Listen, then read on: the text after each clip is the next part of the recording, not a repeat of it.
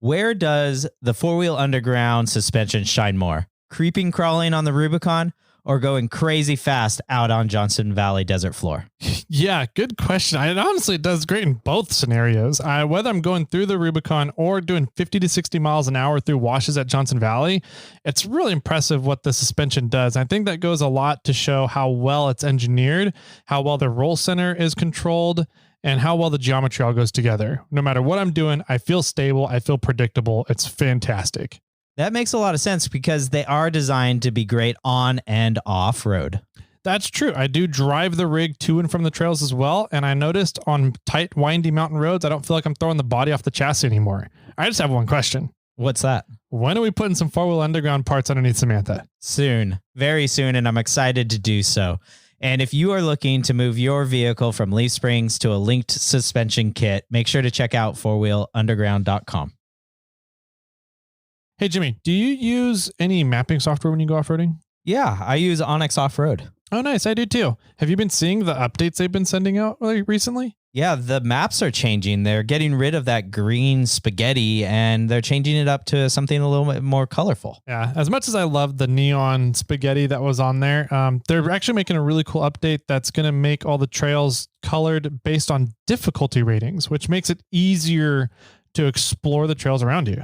Yeah, I know how much you love the neon green, but I think this is a good feature for them because now not only can you find a trail near you, but you can actually get an idea of its difficulty. It is. It's a really nice change. That's one of the reasons why I like Onyx Off-Road and I've been enjoying using them is they're always looking for ways to make the app better. They're always rolling out updates, which all of them just makes things easier for when you're going out and exploring the trails around you. So if you want to go out and explore and find trails near you, make sure to download the app Onyx Off-Road.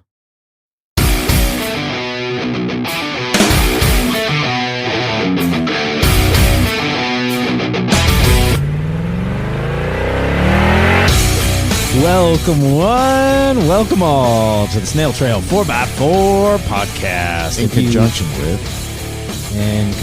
with, I was going to get there. Okay. If you like off-roading in Toyotas, wrenching on Toyotas, working on Toyotas, now you got me all screwed up with my Toyotas and Land Cruisers, then this is the podcast for you. Welcome, everybody. My name is Jimmy Jett, and today I'm sitting here with Lee from Solve Function / Cruising to Camp. Woo! How are you doing, Lee? Tippy-tappy with a song in my heart. Wow. How many beers have you had? 2. Yeah, I've had 3. But I'm not tippy-tappy with a song in my heart. But yeah, how is it going over there all the way across the way? So the funniest story before we get to anything that you said. Okay. We first tried to record Outback, but we don't have the lithium cube that we used last time. No, the Wagon Cube's been delivered. Yeah, got delivered. And then we tried to record in the garage because it's a semi-warm and a little enclosed, but we opened the door so that we could, it wasn't so echoey. Yep. Then the furnace came on. It's fantastic. And kind of ruined that. And now we're sitting outside, and we've got neighbors that are playing some drinking game is my guess. Yeah, something's going on over there. Every once in a while, there might be a whoa in the background because they're having a great time over there. I think it's Jimmy's fan club. That might be. I might go join them after this podcast. I'd expect no less. Yes. Or I might go to bed. That's an excellent option. Thank you. So we're back.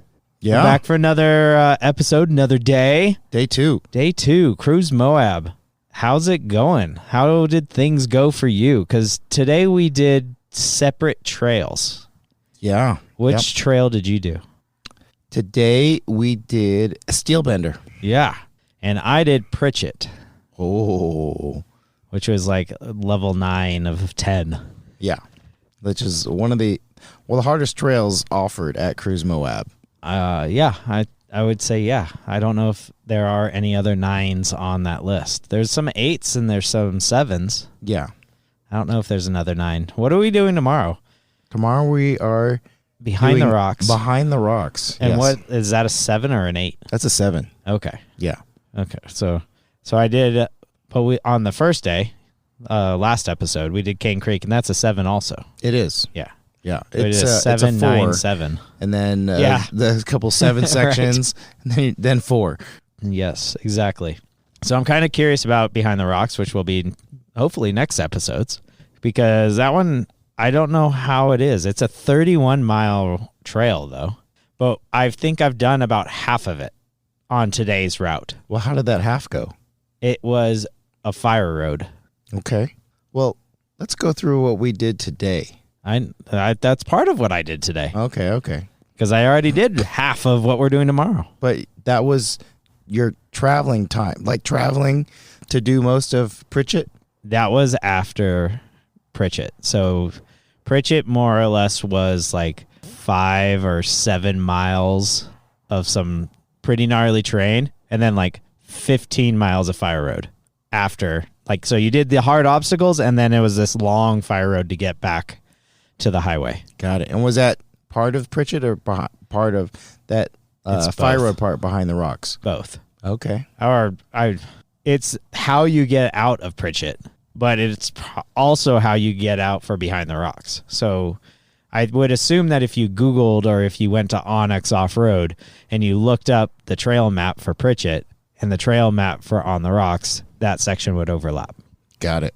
But before we go there, I guess, should we let's jump back to the start of the day, because that was the end of the day when I did that section of the trail.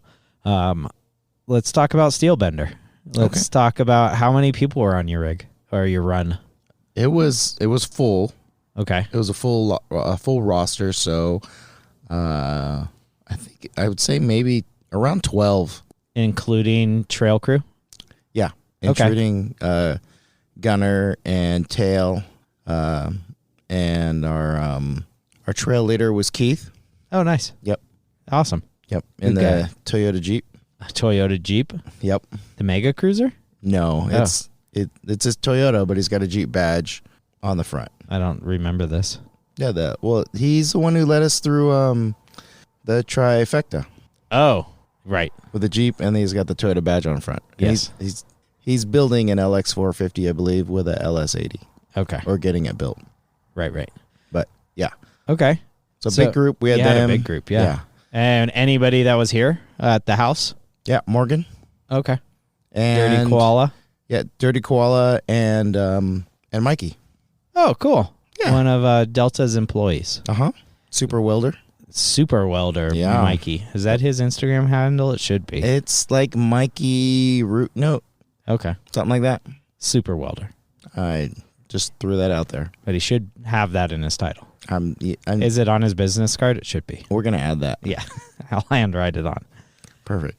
Nice. Okay, so 2 friends, you, and like pretty much 10 other people that you have no idea who they are, except for Keith. The 99% custom guys were there. Oh, yay. They're a good time. They are a good time. They're good people. They mean well, Yep. but they also kind of do their own thing, is my experience. They don't want to listen to any direction on how to get up an obstacle. Yeah, they're their own subgroup. Yeah. They want to do their own thing. And sometimes that's fine, and sometimes it really slows things down. Yeah, it definitely seems like trails take longer when they're involved. Okay. But they have a good time, so Yeah. it's all good. Absolutely. They're good people. Yep. All right. So you've had, so pretty much the rest of them. Where's that 99% group? There was a Tacoma, I think, on long travel. Oh, IFS still. Okay. Second or third gen or what? First gen? Did it look like mine? Newer. Newer than mine. So a second or third. Yeah. Okay. And an 80 in the back, and what's her name? With the Cocopelli Land Cruiser. Oh, the purple one? Yep. I don't know. Terrible. But it's an 80. Yes. It's another 80. Another Okay. 80. And that group, I think that was it. Okay. That's all I remember. That's a good group. Yeah, it was a big group. Yeah. So what is what is Steelbender rated, or what would you rate it? I think you already kind of. It's rated a 7. Okay. And I think it's a great trail.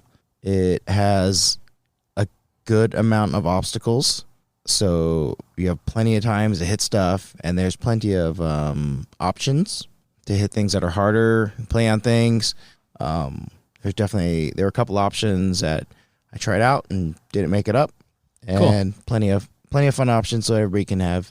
Yeah, so it was sort of a mild to wild obstacle choices at each sort of level or each location. Yeah, a lot like Metal Masher.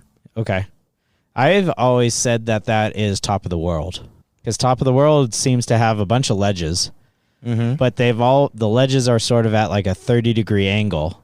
And so let's just say the far right side is a really big ledge, but if you keep working your way to the left, it's almost no ledge because it's at like this slant.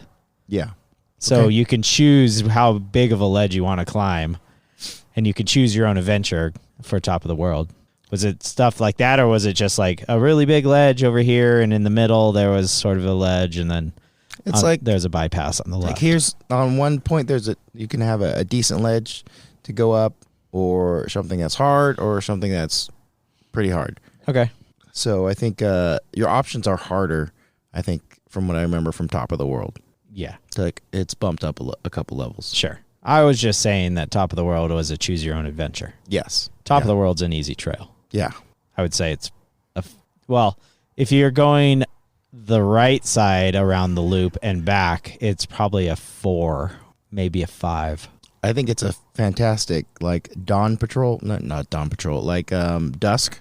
Oh run. yeah. If you can run that and get to Top of the World around sunset. Yeah. Fantastic. That's a rad. So I want to take you guys back up to Top of the World, but I want to do the full lollipop or the full loop, because you can continue on past Top of the World and drive pretty much further kind of up the hill. Okay. And then it swings down and around, and it comes back and hits the trail, and then you can drive down the rest of the trail. But that whole other side is super hard. Oh, sweet. Yeah, everybody always. So when you drive up the trail, there's this time when it splits, but nobody really notices it, and everybody continues on up the right side of the loop. But when you get up to Top of the World, you can continue on, and you can swing around and come back to the trail. Oh, and it's a difficult trail, and it's easier to do it downhill because the gravity helps. Sure. But I want to try to go up it. I think that'd be fun sometime. Of course. Yeah. All right. So bobcat it. You bobcat it. Thanks for that Instagram post, by the way. Oh yeah. Let's see here. So Steelbender, choose your own adventure, level 7. You had a great time. Where roughly in Moab does it start? Not far out of the middle Moab. So we met at the Shell station. Okay. It's like 1 block away from us, I think. And then I think you go down another block, and there's a street called Cane Creek. Yeah. So you just go down that. Okay. And then you wind your way kind of through the river or across next to the river to the start. And it kind of parallels the 191 or the main drag. Yeah. Through town. And so you just end up on the other side of town when we're all done.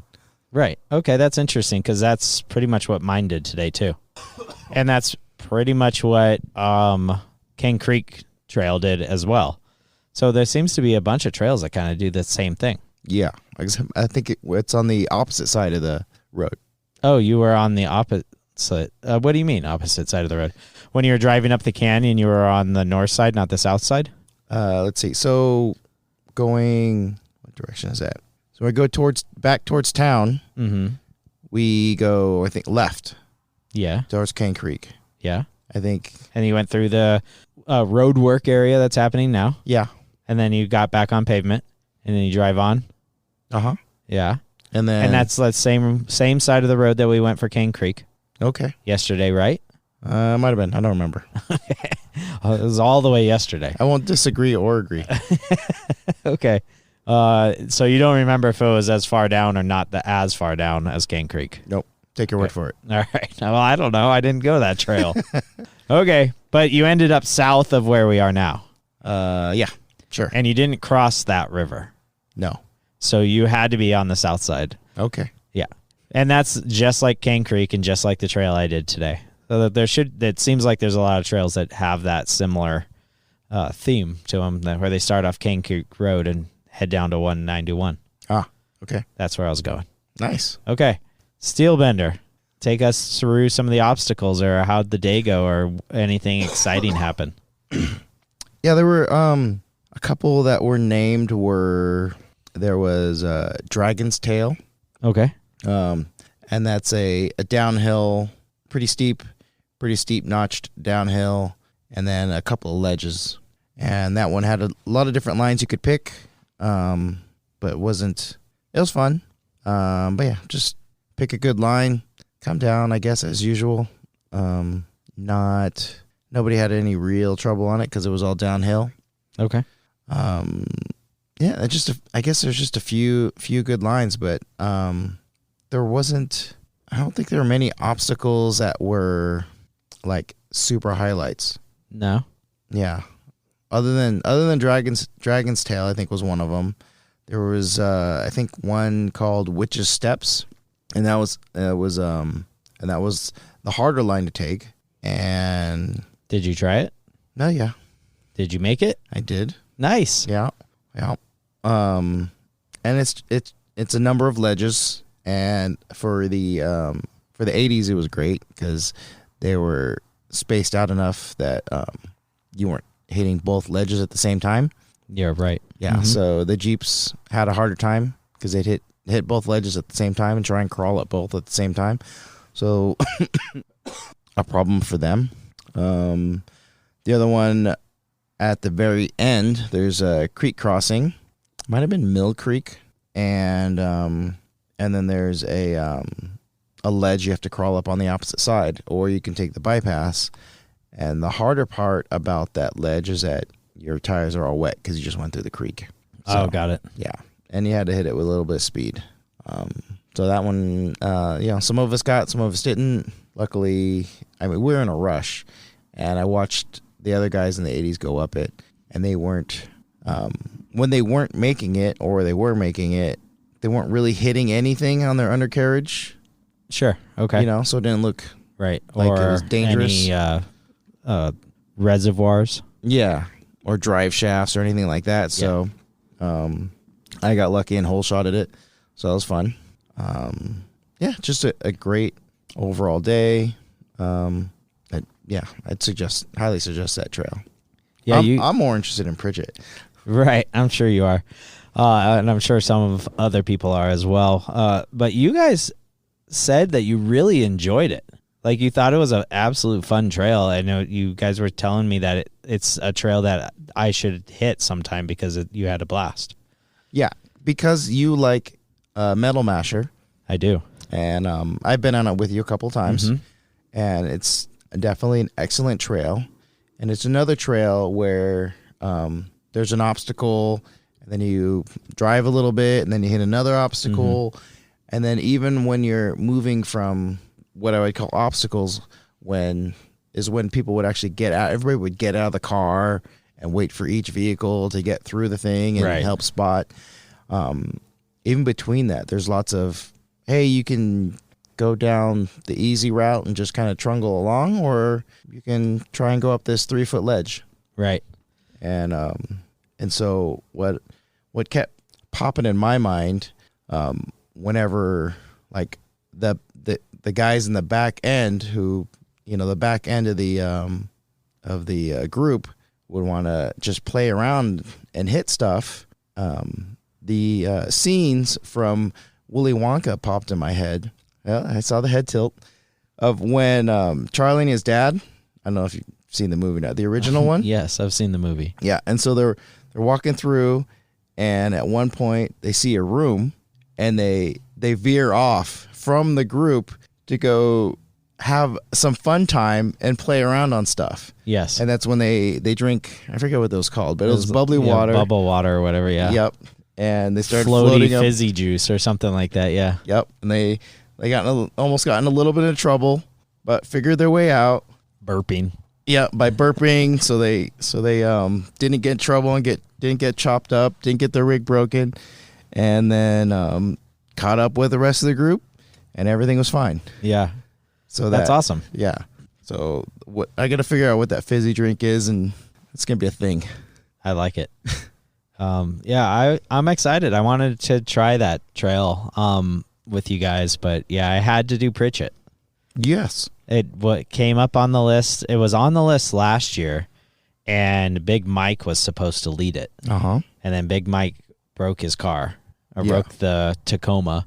And that was from prototyping the RCLT kit, maybe? I don't know what it was. He was working on something up there. I think it was like his four-wheel gauge wasn't engaging, or four-wheel drive was not engaging, or something funky. Oh, that's a big one. Yeah, you might need that. So I was signed up for it last year, but it got canceled, and that's when Tyler and I did Moab Rim and got scared and turned around and went down. But this year it came back up on the docket, and I signed up for it, and then one of the guys on the trail, Andy, messaged me. He's like, "Hey, I see you signed up for Pritchett. Yep. Did you put that winch in yet?"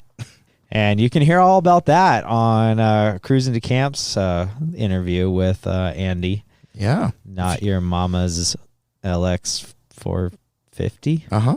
Nice. Yep. Good little podcast if you haven't been to Cruise Moab before and want to just try and understand a little bit about what you're getting into in the lay of the land. Yeah.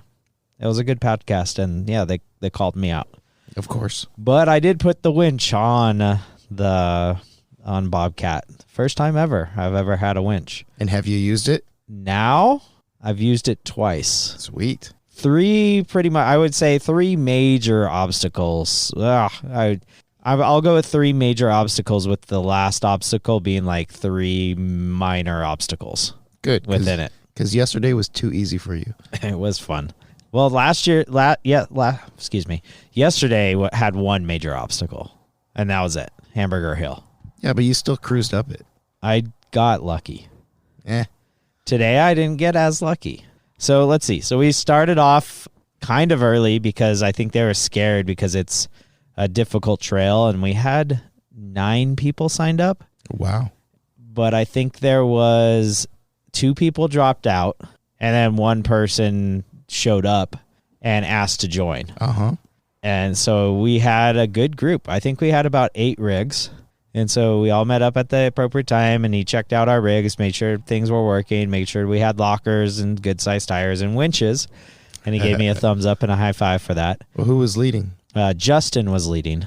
Justin drives an FJ40, fairly stock. I think he's done some small things to it, minus the fact that it is a biodiesel engine. Oh, cool. Yeah, so following behind him, you just want French fries all day.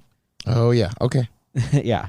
He is a fantastic driver. He actually led Rusty Nail last year. I did Rusty Nail with him. Oh, wow. And our buddy Brian Flynn from 17 Offroad was gunner on Rusty Nail, and he was gunner on Pritchett. So that team was leading another trail, and I signed up to join them. Cool. So we went down Cane Creek Road, same as you. Oh. And you turn off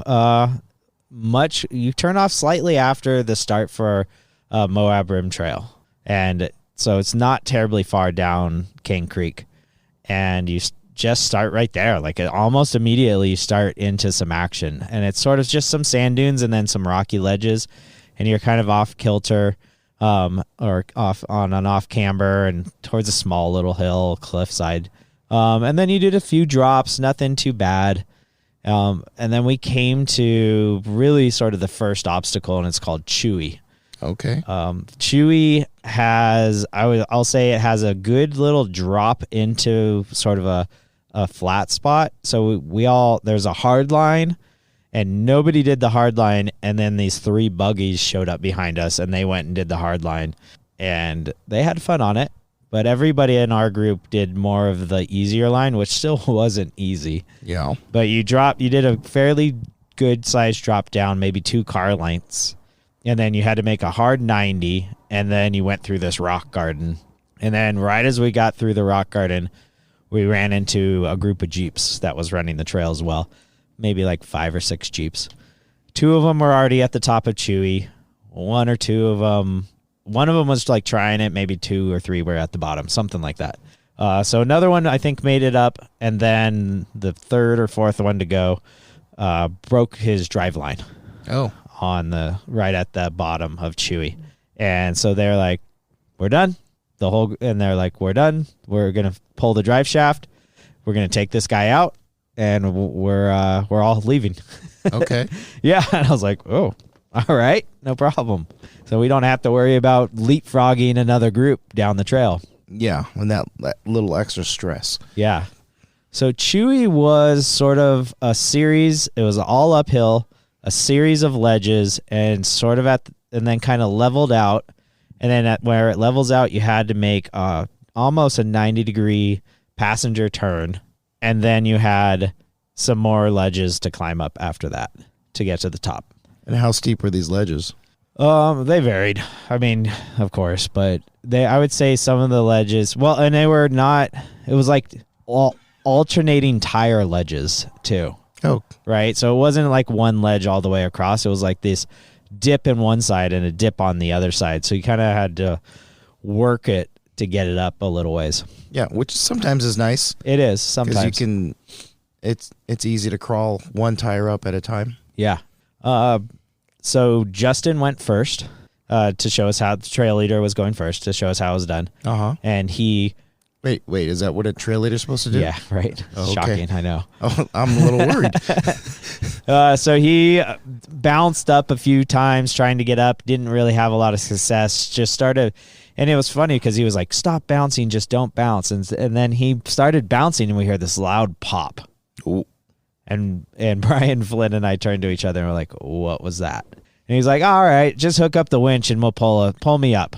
And so they hook up the winch, they start pulling him up the hill, and I'm watching, and I'm like, his driver's side rear tire isn't spinning. Ooh. And I turned to Brian, I'm like, his driver's not spinning, his passenger's spinning, but his driver's not. And he's like, well, he has ARB lockers in there. I'm like, okay. Like, don't you think we should look at this while he's down at the bottom of the hill before we towed him up to the top? So anyways, they towed him up to the top, and then we get one more guy up who had a fantastic, oh man, it was either, I want to say it was a third-gen pickup. It might have been a second-gen pickup, but it was truggied out. It was really cool. Super wide axles. I'm not sure what ring and pinion size he had, but he was on 39s or 40s, Patagonias. Wow. Single cab truck, caged. Really well done. Absolutely gorgeous. Derek was his name. Okay. He went up. I don't remember if he had to winch or not.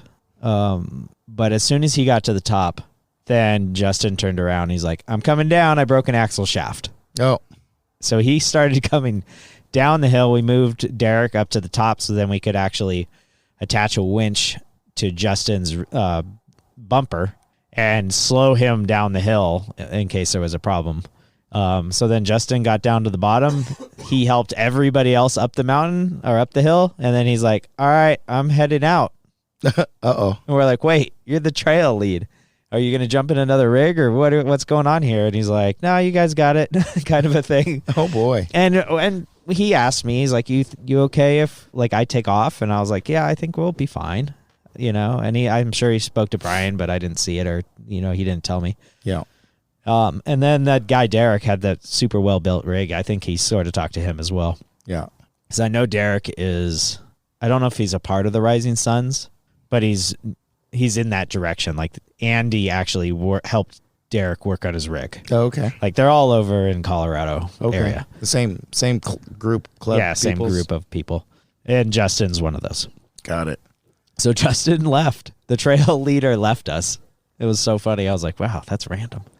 He handed over there's like a tracker, like a Garmin tracker, and then some paperwork in case somebody like goes, you're not allowed to be out here. We have the permits and everything that is required for us to, and that requires or allows us to be out there.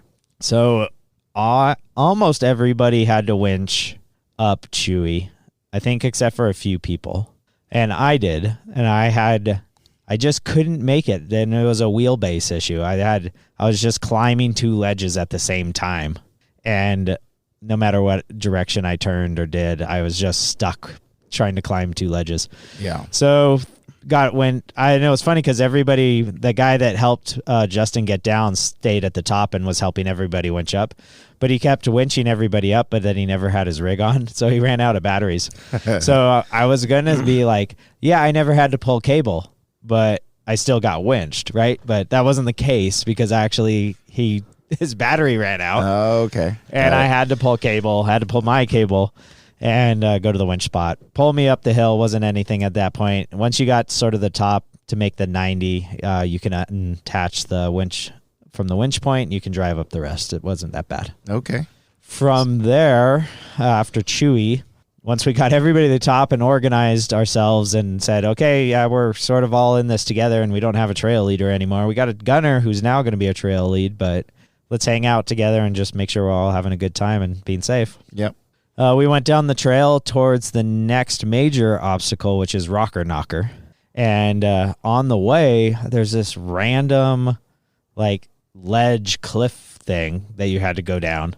And I did really bad at it. Uh-oh. I tried to square myself off well, but I didn't do a good job of estimating where the angle was, and I pulled a tire really high into the air, and I thought I was going over because when I dropped, it dropped once, and I was like, okay, I'm good, and then it dropped again.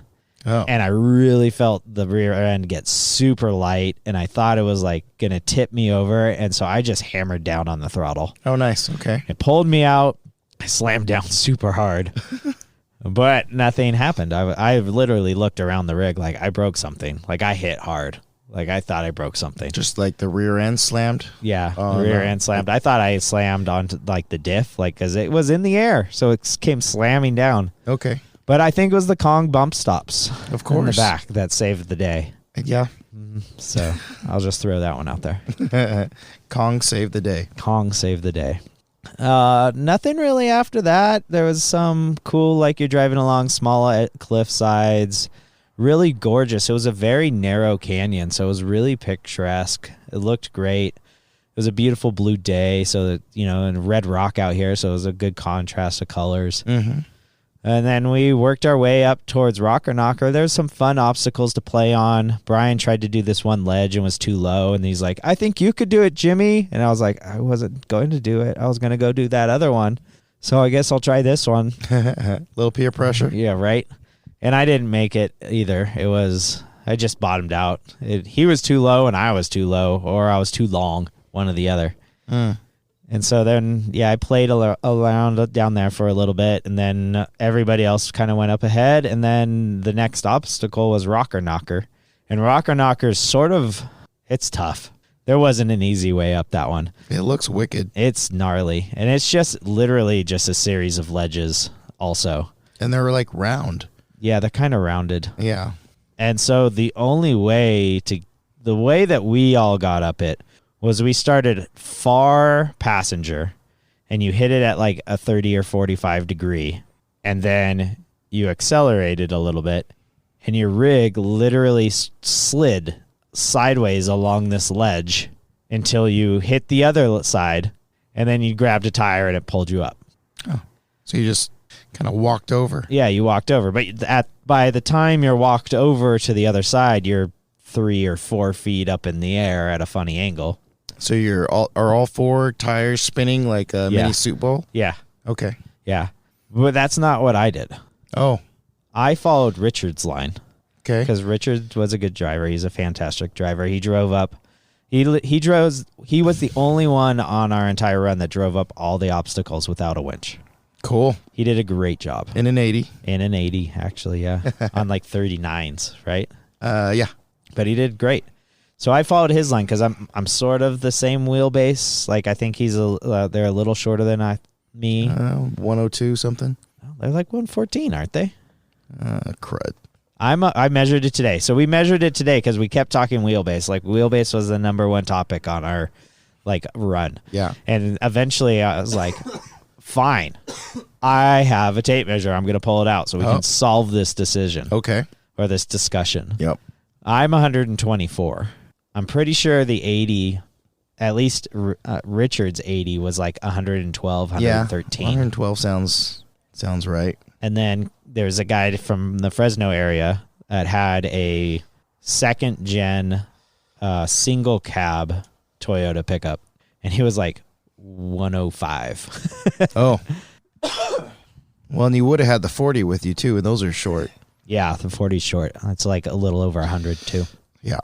So I followed Richard's line.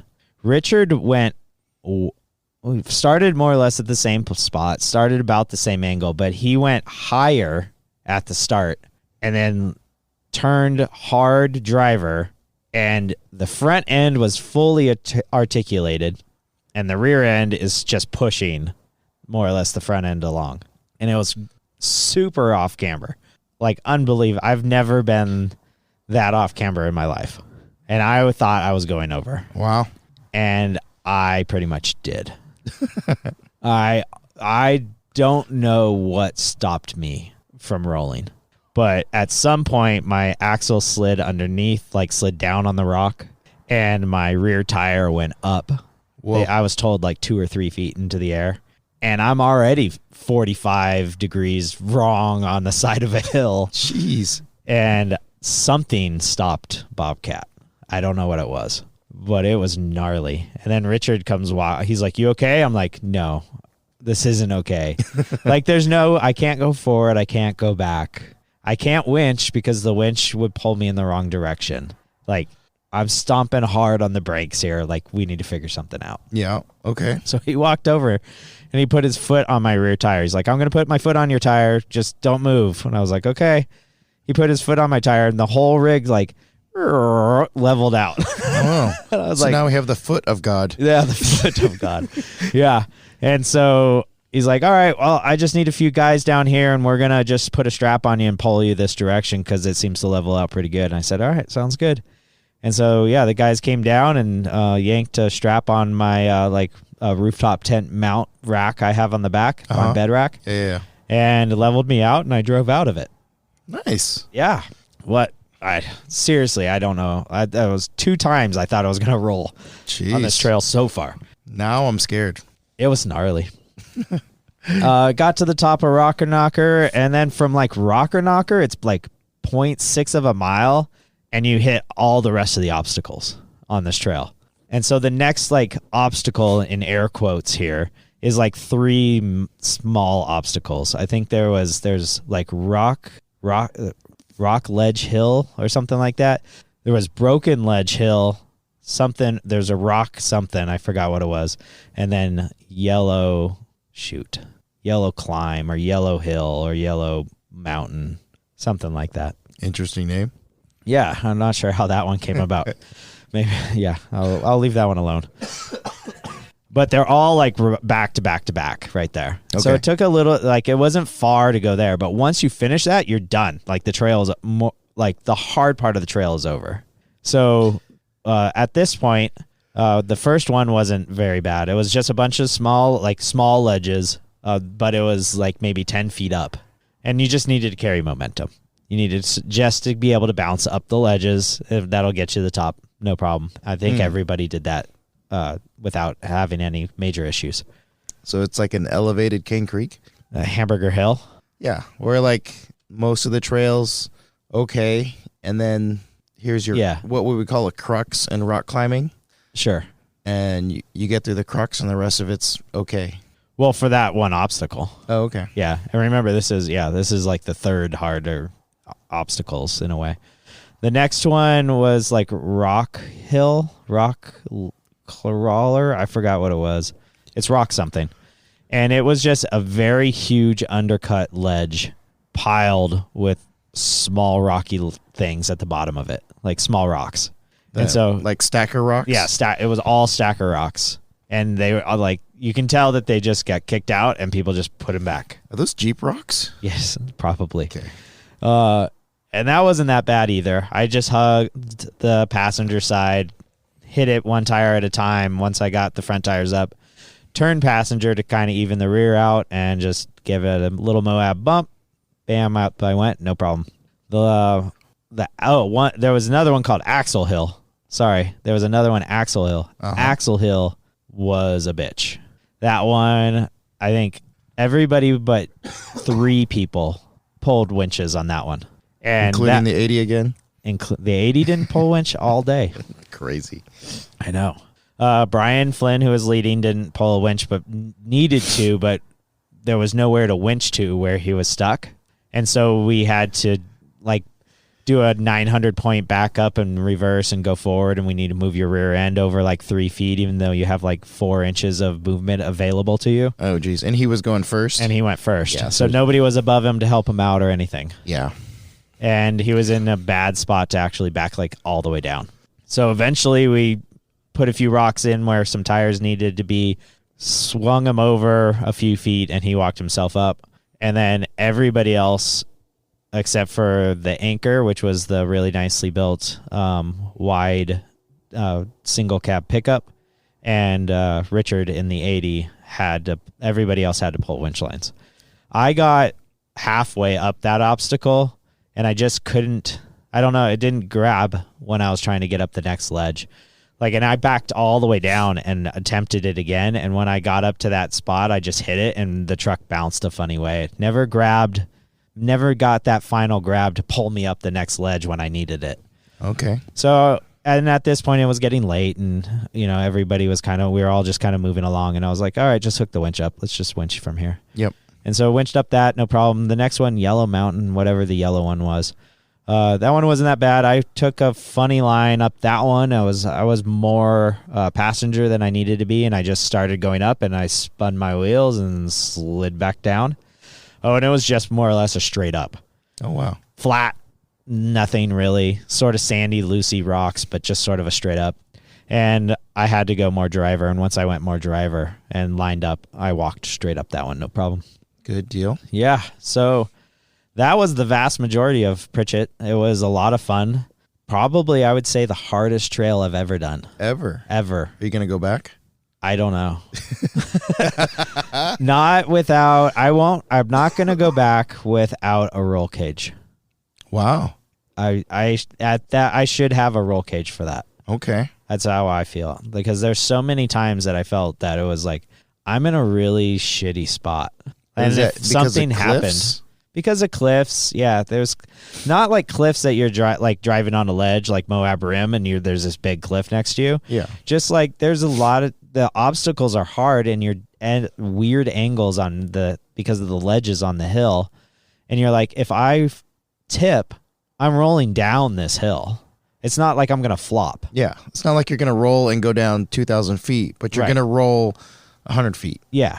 And you're going to, yeah, it's not because if the thing is, it's like if I'm going to roll and go down 2,000 feet, a cage isn't going to help me either. No, you need a parachute. Yeah, right.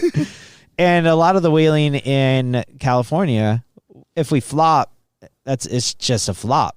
It's like I did this obstacle and I just tipped on my side. Yeah. Bummer. But these were like literally I would roll 2 or 3 times before I got to the bottom. Okay. A different element. Yeah. And it's, a spot that I didn't feel, I was out of my element. I did not feel that Bobcat was prepared structurally for that in case of that problem or that emergency. So buggy. Yeah. Well, maybe. I mean, a buggy would be fine. It wouldn't be an extremely hard trail for a buggy. Like there's, it's a balance. You're getting into there once you start. It's getting into the buggy territory. A cage, right? Yeah, absolutely. Yeah. I don't like just putting a cage, a cab cage or internal cage into the rig isn't buggy status. It's just safer. Right. No, not buggy status, but it's another, it's moving in the direction of buggy. Yeah. I get you. Hardcore wreck wheeler versus just a wreck wheeler that, say, does Ford Ice, Rubicon, stuff like that. Mm-hmm. It's the next step. Yeah, you start thinking about getting stickies and right. Stuff I need my 40s and stickies. Yeah, but I do think there is a level of somewhat of responsibility for doing a trail like that, and I really don't think Bobcat was there. But your rig is so capable. And you driving it, not just your rig, but you and your rig together are ridiculously capable. Thank you.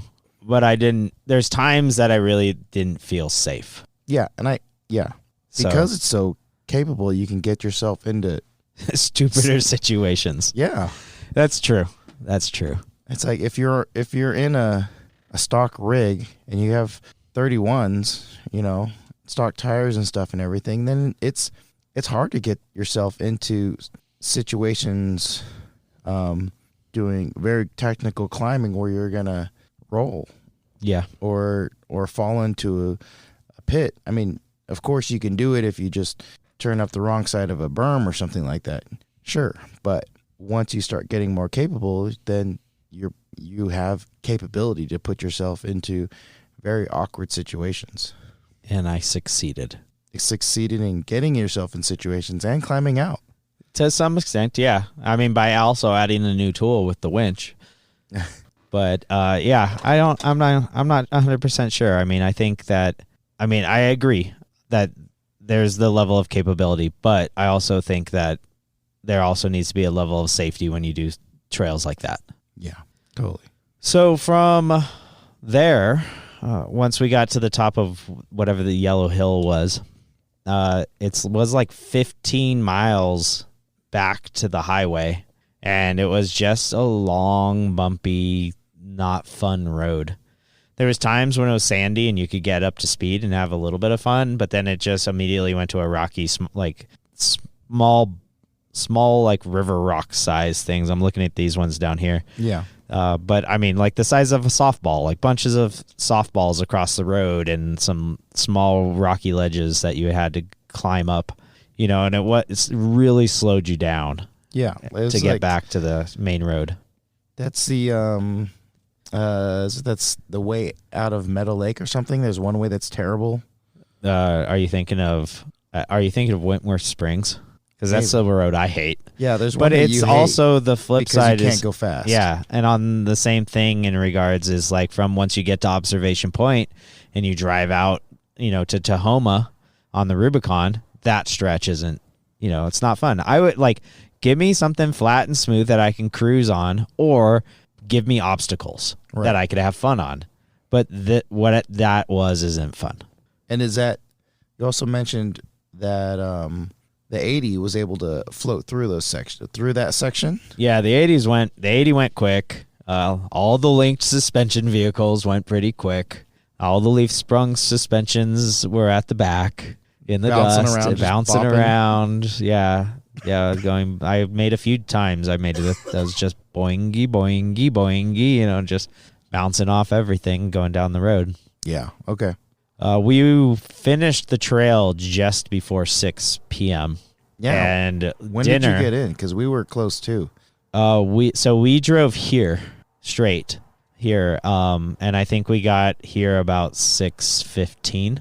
Okay. Ish, 6:10, 6:15. And tonight was the raffle and dinner. Yep. And so, yeah, we came here. We grabbed a few beers from the fridge. We filled our little backpack up, and we actually walked to the arena because we're so close. Yeah. Morgan, Mike, and I got here about probably 5:50. Wow. Okay. And grabbed some stuff and drove. We finished the trail and knew we had to get here, and we were still on like 11, 12 PSI. Oh, yeah. Yeah. I aired up. Oh, we didn't have enough time to air up. Yeah, but you were at 11, 12 PSI. I was at 4.5. You also weigh 1,000 pounds. I don't. I weigh maybe 1,000 pounds lighter than your rig, if not more. At least. At least. At least 1,000 pounds lighter. Yeah. So let's see. So the raffle was pretty fun. Dinner was good, man. They've had that same dinner now, I think 2 or 3 years. Yeah. The brisket's Fantastic. good. And you had I had usually get the chicken? I got the chicken. Yeah. And it was great. It was super good. Oh, and good. then it had like a coleslaw and a potato salad and a bun. And then when we were walking in, there's the vegetarian one was on the inside of the building. Yep. And I said, can we get some salad? And they're like, yeah, go ahead. Have salad too. And so we got another tray and filled it up with salad and ate some salad as well. Yeah, you guys walked in with all kinds of trays. Yeah, we did. And then the raffle started, and that was okay, except they never get the volume worked out, the announcing side of volume worked out, because it's a huge brick room and Yeah. everything echoes. It's all cinder block. Yeah. The bleachers are aluminum, and underneath them's concrete. The ground's all hard packed, and there's just nothing in there to absorb. So it is just a echo chamber. Yeah. And so they were trying the like PA system, and it was super echoey. Then they just tried yelling, and that worked a little bit, but it was hard to hear them when you're on the outside. And then they got like a megaphone. Yeah. And that worked a little better, but it was very directional, so you had to like say things twice in both directions. Yeah. People will complain, but, you know, I mean. But people will complain. Yeah. They're going to complain either way. I'm not sure what they can do about the sound. Like, I don't know if you can do. I would like them to turn it down. That's what I thought they should have done. Like, Okay. be on the loud PA system, but don't have it so loud. Turn it down so it doesn't echo as bad. Yeah. Maybe that'll work. What did they say? They had almost $30,000 worth of raffle prizes? Yep. That's insane. Yeah. That's a lot. That's a lot. a And lot. Toyota donated a lot. Yeah. Like, Toyota donated lights Uh-huh. and bags and $1,500 gift certificates to other companies. yeah, that was pretty cool. So I guess they will pay the balance of a gift certificate, and they did it for like Descent, Offroad, and Slee. I don't know if they're off-road or what, but Slee's Yep. one. And so Toyota was like, oh yeah, $15 off that company, Yep. which is pretty cool. And yeah, they did. They did a fridge too. Uh-huh. What else did they do?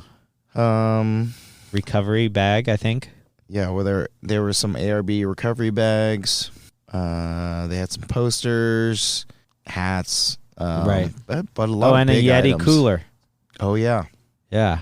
And then there was a whole bunch of other prizes. Those were just the Toyota ones that we just talked about. But then they had all other kinds of prizes there, from Delta Vehicle Dynamics, had a bunch of things up there. Yep, bumper parts. A lot of FJ80 and like 40 stuff, it seemed like. Yeah, like all mixed in. There were some air compressors. Yep. There were Morflate. winches. Yep, Morflate donated a few things. Yep, even donated to the lady Toyota Yeah, the owners group. lady-owned Toyota group donated Morflate stuff. Yep. And I'm sure Tyler donated to them. Yeah. Yeah.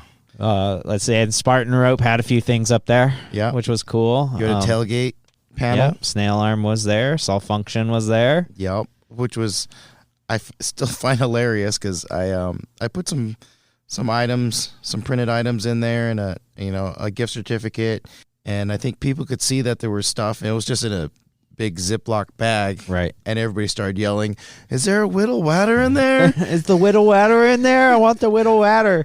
That thing's been a gold mine for you. Yeah, it's been fun seeing it around everywhere, and people talking about it. Oh, I didn't tell the podcast. I told you. But at one point when we were on Chewy, somebody was like, pull out some Max Tracks. We need some Max Tracks to make a trail or just an easy way. And I was like, oh, I got some.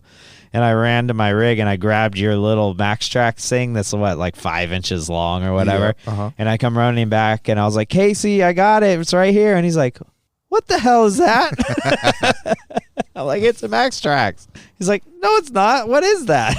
It was so funny. He was so confused. It's a bottle opener and a It Max is Track. a bottle opener. And yeah, like a 1/10 scale, or like it's bigger than a 1/10 scale. You should make a 1/10 scale one for RC. I could. Yeah, definitely should. Yeah, just it's fun. Yeah. That's all it is. Yeah. I'm glad that people are enjoying the Whittle Watter. Yeah. Oh, and there is now also a tiny Whittle Watter. An itty bitty Whittle Watter. Exactly. Yeah. More But- joy. Lee did win something I did. at the raffle. What did you win? I won a 71-inch GMRS, I'd say Aussie style antenna. Yeah. And I was told not to put it on my rig and bring it to Moab because it is too long for tech. Really? Yeah, That's funny. Yeah. Not that you're going to put it on your rig anyway. I might. Okay. It just as a flag. I'm gonna turn it into a flagpole. Yeah. That wouldn't be a bad idea. Yeah. It can't run ham frequency stuff, can it? Because it's like the ham antenna length isn't that length. It can run. There's several ham, I guess, frequencies, and one of the ranges is like the 400, and I forget if that's the UFC or VHF or UHF. Yeah. But in those bands, it can run probably some of those bands and receive well maybe in those bands, but your 100 stuff, 146 stuff, I don't think it's going to do well in. Got it. Yeah. And then I won. Yes. Drum roll. I need that sound clip. I don't think we have it. A bunch of FJ40 parts. Yes. Yeah, that's all they ever said. But then when I picked them up and we started digging through the bag, it actually turned out to be an FJ40 center console. Cool. Yeah, super rad. So pretty much any rig that I have that has bucket seats in it, I could probably fit this center console in there somehow. So I'm going to figure that out. You have several rigs you can see if it works in. in. Should work well in Samantha, I think. But there was like a calendar in there too, right? Yeah, there was a calendar from the Rising Suns. Okay. And there was a poster with an exploded axle, FJ80 axle, and all the part numbers for the FJ80 axle. Oh, sweet. And like sort of the like how it would go back together. Cool. And it was funny because when I picked it up, the guy was like, "Do you have an FJ80? Because this will tell you how to get it together." And I said, "No, I have a mini truck, but it's pretty much the same thing." And he started laughing at me. Yeah, just smaller. Yeah. Yeah. The bells and the geez. third member and some other things. But the order of operations on those are identical. Oh, yeah, it's the same. I think the flange is actually the same bolt pattern. Really? Yeah, I think the drive flange is the same. Interesting. So I think they're swappable because I lasered out a bunch of the drive flange gaskets. Okay. And I think the part number is the same for both. Oh, well, that's good to know. Maybe I'll highlight that one and I'll know that it works for both. There you go. Yeah. And then, we came back here and started recording. So it's been a hell of a day. And we have, let's see. It's currently 11:43. Oh, geez. And we have to be at the Spanish Arena at 7:30. Yeah. So and to do Behind the Rocks. Oh, which should be interesting. Has high dive. And Morgan is gunner. Yeah, and you're a leader. It's going to be interesting. It'll be fun because there's really only like 3, maybe 4 rigs. Almost everybody that's here at this house, I believe, is going to be on that run, and then some random guy. Yep. In an 80 on 37s. Good times. Yeah, it'll be fun. And hopefully we get off the trail and there's nothing too crazy going on and we can sit down and record tomorrow earlier. I would enjoy that. Me too. Awesome. Well, Lee, do you have any final words? Try the fizzy waters when you're on trail. I like it. And with that, my friends, keep crawling.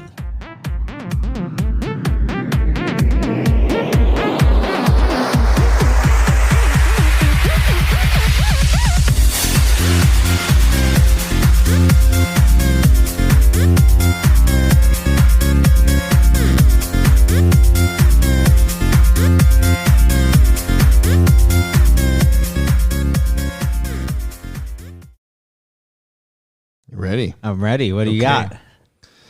What's green and red and goes around in circles at 200 miles an hour? The furnace? Kermit the Frog in a blender. Oh, shit.